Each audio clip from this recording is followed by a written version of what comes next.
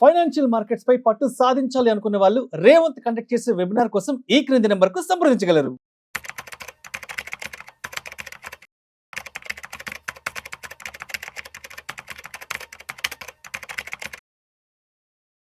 Welcome to Vishnu talks. నేను విష్ణు. ప్రస్తుతం నాతో పాటు NISM and CRISIL certified wealth manager Revanth Chalamala ఉన్నారు. వారితో మాట్లాడదాం.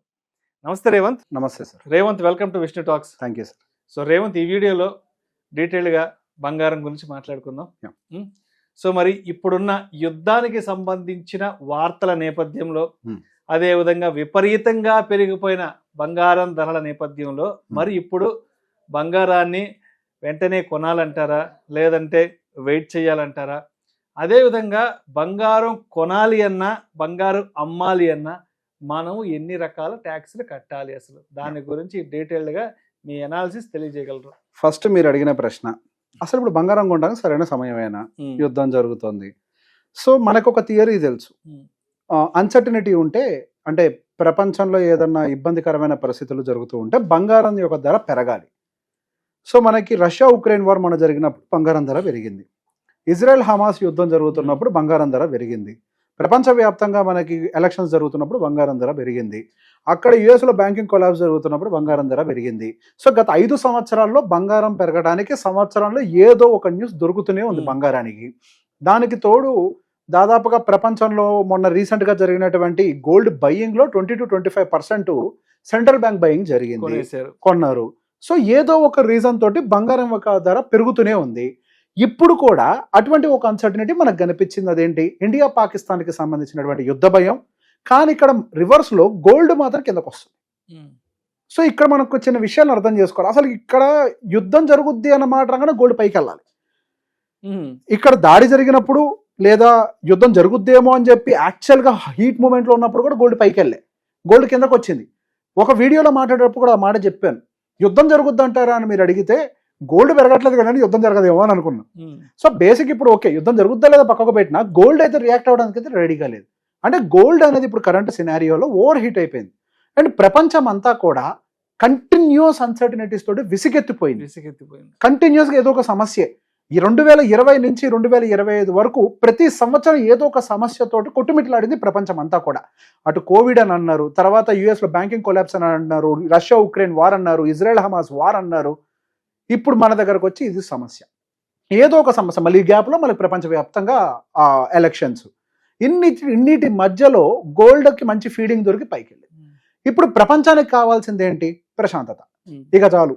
ఇప్పటిదాకా విని 5 సంవత్సరాల నుంచి రోగాలు, రొస్టులు, యుద్ధాలు అన్నిటితోటి విసిగెత్తిపోయాం. ఇక ప్రపంచంలో అందరు ఎటువైపుగా చూస్తున్నారు. ఈవెన్ ఇప్పుడు ఇండియా అండ్ పాకిస్తాన్కి సంబంధించి యుద్ధం ఏదన్నా మాట్లాడదాం అన్నా కానీ, మేము మీకు సపోర్ట్ చేస్తామని అన్నా కానీ యుద్ధం వద్దండి, కూర్చొని డిప్లొమాటిక్గా మాట్లాడుకోండి అంటున్నారు ప్రపంచవ్యాప్తంగా అన్ని కంట్రీస్ కూడా. ఈవెన్ మన ఇండియా కూడా డైరెక్ట్గా యుద్ధం చేసేటువంటి కంట్రీ కాదు. ఈవెన్ రష్యా ఉక్రెయిన్ వార్ జరుగుతున్నప్పుడు కూడా ఇండియా రష్యా దగ్గరకు వెళ్ళి ఇట్లా యుద్ధం సరైనది కాదు, మీరు కూర్చొని మాట్లాడుకోండి. ఆల్రెడీ ప్రపంచం రకరకాల సమస్యలతో కొట్టుమిట్లాడుతుంది, ఇప్పుడు మరి కొత్త సమస్యలు వద్దని చెప్పేసి వాళ్ళు అంటున్నారు. సమయం పాటించారు. ఇప్పుడు యుఎస్ అయినా అదే చెప్తుంది. ఎవరు కూడా ఇప్పుడు యుఎస్ కైనా కానీ ఆర్థిక పరిస్థితులు ఎటువంటి కండిషన్ కూడా బాగాలేదు. వాళ్ళ GDP exactly right. So basic ఇప్పుడు ప్రపంచం అంతా కూడా పీస్ కోసం కష్టపడుతుంది. పీస్ కోసం కష్టపడితే గోల్డ్కు నచ్చదు. గోల్డ్ అక్కడి నుంచి కిందకి రావడానికి ట్రై చేస్తారు. అక్షయ తృతీయ రోజు గోల్డ్ ₹1,00,000 దాకా ఉంది. అసలు అప్పుడు అక్కడ 1,00,000కి ఎందుకు వెళ్ళిందో నాకు తెలియదు, కానీ వెళ్ళింది. 1,00,000 దగ్గరికి వెళ్ళి ఇప్పుడు ఎక్కడికి వచ్చింది అని అంటే స్ట్రైట్గా 7-8% కిందకి పడి 93,000-92,000 ఇలా వచ్చేసింది. కేవలం అక్షయ తృతీయ రోజు 12 టన్నుల బంగారం సేల్ అయినట్టుగా డేటా బయటకు వచ్చింది. అంటే 12,000 కోట్లు, ₹1,00,000 రేటుతోటి అందరూ కూడా గోల్డ్ను కొన్నారు. సిల్వర్ దాదాపుగా ఒక 4,000 కోట్లకు కొన్నారు. పుట్టుగెదర్ ఒక 16,000 కోట్లకి ట్రాన్సాక్షన్ ఆ రోజు చేశారు. ఆ రోజు నుంచి చూస్తే గోల్డ్ స్ట్రైట్గా 7-8% కిందకి పడ్డది. ఎందుకు? ప్రపంచం అంతా మీరు ఇక్కడ ప్యాటర్న్ గమనించండి. యుద్ధం అని అంటే నో పీస్ అంటున్నారు అందరూ. బయటకి మనం మీడియా సర్క్యులేట్ చేసేది ఎట్లున్నా కానీ యాక్చువల్గా గ్లోబల్ న్యూస్ ఏం చెప్తుంది, గ్లోబల్ వార్తలు ఏం చెప్తున్నాయంటే పీస్ కావాలంటుంది. విసిగెత్తిపోయాం, ఆర్థికంగా ఎవరి పరిస్థితులు బాగోలేదు, అసలుకే టారిఫ్ అనే టెన్షన్స్లో ఉన్నాం. ఇప్పుడు కొత్తగా మరీ యుద్ధం అని చెప్పి కనుక మొదలు పెడితే ఇది ఇంకా మరో సంక్షోభానికి దారితీస్తుంది, మరో కొత్త ఇన్ఫ్లేషన్కి దారితీస్తుంది అని ఒక ఇది అందరూ మాట్లాడటంతో గోల్డ్ కూల్ డౌన్ అవుతుంది. గోల్డ్ పరిగెట్టడం ఇంకెవరికి ఇష్టం లేదు. ఇక్కడ ఒక మంచి విషయం అయితే జరిగింది. ఇండియన్ హౌస్ హోల్డ్స్ దగ్గర దేన్నైనా కొనగలిగేంత గోల్డ్ ఉంటుంది, ఒక దేశాన్ని కొనగలిగేంత గోల్డ్ ఉంటుంది, రైట్? ఇట్లా గోల్డ్ పెరగటం అనేది ఒక రకంగా మంచిగా జరిగింది.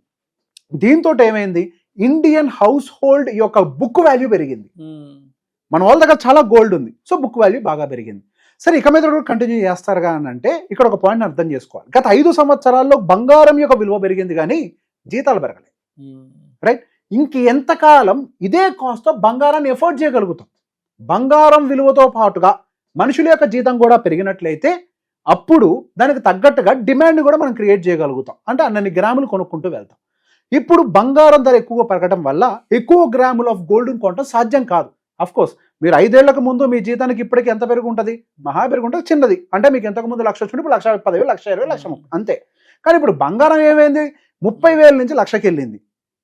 మీరు బంగారాన్ని ఇప్పుడు గ్రాముల లెక్కలో కొనలేరు. ఇప్పుడు నా దగ్గర 1,00,000 ఉంది, 1,00,000కి ఎంత వస్తే అంతే అని అడుగుతాం. అవును, అంటే ఆ పరిస్థితికి వచ్చింది. సో ఇప్పుడు ఏంటి, in terms of weight buying demand కిందకు వచ్చే అవకాశం కనపడుతుంది. In terms of weight because of the high price. ఇండియాలో డొమెస్టిక్ కన్సంప్షన్ ఎక్కువ, కానీ దాన్ని ఇప్పుడు ఎఫోర్డ్ చేసే పరిస్థితిలో ప్రైజెస్ కూడా లేకపోవడం. సో దానివల్ల ఒక ఫ్లక్చువేషన్ కనిపిస్తుంది. ఈవెన్ ఇప్పుడు గోల్డ్ షాప్స్ నుంచి వస్తున్నటువంటి డేటా నేను చెప్తున్నాను, సేల్స్ డ్రాప్ అవుతున్నాయి అని. బంగారం విలువ పెరగటం వల్ల వాళ్ళ సేల్స్ కూడా వీక్ అవుతున్నాయి. అక్షయ తృతీయ అనే ఒక ఈవెంట్ని పక్కకు పెడితే వాళ్ళ సేల్స్ ఏం అద్భుతంగా జరగట్లేదు. కారణం ఏంటి, ఎక్కువ గ్రామ్స్ ఆఫ్ గోల్డ్ వాళ్ళు ఇది చేయలేకపోతున్నారు. గ్రామ్స్ ఆఫ్ గోల్డ్ కదా ఎక్స్చేంజ్ రేట్ ఎంత పెరిగితే ఏంటి, టర్న్ ఓవర్ ఎంత అవుతుంది, ఎన్ని గ్రామ్స్ ఆఫ్ గోల్డ్ ఎక్స్చేంజ్ జరుగుతుందంటే జరగట్లేదు. సో ఇది ఒక పెద్ద సమస్య. సో ఈ టైంలో నేను ఇంతకు ముందు చెప్పాను, ఎప్పుడు 75,000, 80,000, 85,000 దగ్గర ఉన్నప్పుడు పెరగదని చెప్పాను. నేను అనుకున్న దానికంటే వ్యతిరేకంగానే మార్కెట్ పైకి వెళ్ళింది, అంటే గోల్డ్ పైకి వెళ్ళింది, పెరిగింది. కానీ ఇప్పటికైనా సేమ్ కాషియస్ టోన్ నేను చెప్తున్నాను, ఇది కరెక్ట్ సమయం కాదేమో అని చెప్పి. సో ఒకవేళ కొన్నాము లేదా ఇంతకుముందు కొన్నాము, సో ఇప్పుడేంటి ట్యాక్సెస్ మనకి ఏ విధంగా ఉండే అవకాశాలు ఉంటాయో మనం అర్థం చేసుకోవాలి. సో బేసిక్ ఇక్కడ మనకి డిఫరెంట్ టైప్స్ ఆఫ్ గోల్డ్స్ ఉన్నాయి. సహజంగా మన ఇండియన్ హౌస్ హోల్డ్స్ కి తెలిసిన బంగారం ఏంటి అంటే ఒక జ్యువెలరీ రూపంలో కొంటాం తెలుసు. సో దాన్ని ఏమంటారంటే ఫిజికల్ గోల్డ్ అని అంటాం. ఆర్నమెంట్ గోల్డ్ కాయిన్ కానీ, బార్స్ కానీ, జ్యువెలరీ కానీ ఫిజికల్ గోల్డ్ కేటగిరీ అని అంటాం. డిజిటల్ గోల్డ్ అని అంటే ఆన్లైన్లోనే మనం, అంటే మన దగ్గర ఫిజికల్గా ఉండదు, వాళ్ళు ఎవరో స్టోర్ చేస్తారు, సో వాళ్ళ దగ్గర కొనేదాన్ని డిజిటల్ గోల్డ్ అని అంటాం. ఇంకొకటి గోల్డ్ ఈటీఎఫ్, అంటే మనకి ఇట్లా జీరోదా, గ్రో, వీటిలో మ్యూచువల్ ఫండ్స్లో కొనేదాన్ని ఈటీఎఫ్ అని అంటాం. 4వ కేటగిరీ సోవరెన్ గోల్డ్ బాండ్స్, ఇప్పుడు రావట్లేదు, ఇంతకు ముందు వచ్చినా ఇప్పుడు ఆపడేశారు. సో ఇట్లా 4 కేటగిరీలు ఉన్నాయి, ఒక్కొక్క దానికి ఒక్కొక్క రకమైన మనకి ఇది అప్లికబుల్ అవుతూ ఉంటుంది. So GST on gold first మనం పే చేయాల్సి ఉంటుంది కొనేటప్పుడు, 3% యావరేజ్గా పోతుంది. ఇక దానిపైన మేకింగ్ ఛార్జెస్ అవన్నీ 5 to 10% depending upon the situation. Physical గోల్డ్కి అయితే అప్లికబుల్ అవుతాయి. Whereas when it comes to SGB or ETF, again ఇక్కడ మీకు ఏమవుతుందంటే డిజిటల్ గోల్డ్ అని అంటే మనము ఫోన్పేలో వాటిల్లో కూడా గోల్డ్ను కొంటాం, అది డిజిటల్ గోల్డ్, అది ఈటీఎఫ్ కాదు. దాని మీద 3% ట్యాక్స్ పడుతుంది. మీరు ఇమీడియట్గా అమ్మాలి అని అంటే వాడు తక్కువ రేట్ అడుగుతాడు. అదే ఈటీఎఫ్ అట్లా కాదు. సో డిజిటల్ గోల్డ్ని క్లియర్గా అర్థం చేసుకోండి. డిజిటల్ గోల్డ్ అంటే మనకి ఈటీఎఫ్స్, అంటే సారీ మనకి ఈటీఎఫ్స్ వేరు, డిజిటల్ గోల్డ్ వేరు. ఫోన్పేలో వాటిలో డిజిటల్ గోల్డ్, దాని మీద ట్యాక్స్ పడుతుంది. ఈటీఎఫ్లు కొంటే ట్యాక్స్ పడదు, ఎస్జీబీలు కొంటే ట్యాక్స్ పడదు. కానీ ఇప్పుడు మనకి ఎస్జీబీ అవైలబిలిటీలో లేదు. సో ఇప్పుడు మనకి ఫస్ట్ ఇంపోర్ట్ అయ్యేటప్పుడు, ఒకప్పుడు మనకి 15% ఇంపోర్ట్ డ్యూటీ ఉండేది, తర్వాత 6కు తెచ్చారు. మొన్న ఈ మధ్య కరెక్ట్గా దాన్ని మన ఎస్జీబీ మెచ్యూర్ కాకముందు 6 నుంచి 3% తెచ్చారు. ఒక ప్రైస్ ఫాల్ జరిగింది గోల్డ్ అప్పుడు. సో ఫస్ట్ మనకి ఇంపోర్ట్ చేసేటప్పుడు ఇంపోర్ట్ డ్యూటీ 3% పడుతుంది. బయట నుంచి ఆర్నమెంట్ తెచ్చుకుంటే custom duty based on the grams, first free limit ఉంది, అది దాటిన తర్వాత based on the grams up to 10%, 15% వరకు కూడా మనకి కస్టమ్ డ్యూటీస్ పడే అవకాశాలు ఉంటాయి. దాంతోపాటు ఒక సెస్ అనేది ఉంటుంది 1.5% వరకు కూడా. సో ఇది ఫస్ట్ ఏంటి మనం కొనేటప్పుడు చేసేది. నెక్స్ట్ ఇప్పుడు అమ్మేటప్పుడు సహజంగా నేను కస్టమర్ అంతా క్లయింట్స్ దగ్గర నేను గమనించింది, గోల్డ్ అమ్మితే మనం ఏం ట్యాక్స్ కట్టాం కదా అని అనుకుంటారు. ఇది తప్పు. గోల్డ్ అమ్మితే మీరు ట్యాక్స్ కట్టాలి. మీరు బ్యాంక్ అకౌంట్లో డబ్బులు వేసినప్పుడు రేపు ఇన్కమ్ ట్యాక్స్ నుంచి నోటీస్ వచ్చి మీకు డబ్బులు ఎక్కడి అని అడిగితే నేను బంగారం అమ్మాను అని మీరు చూపిస్తారు.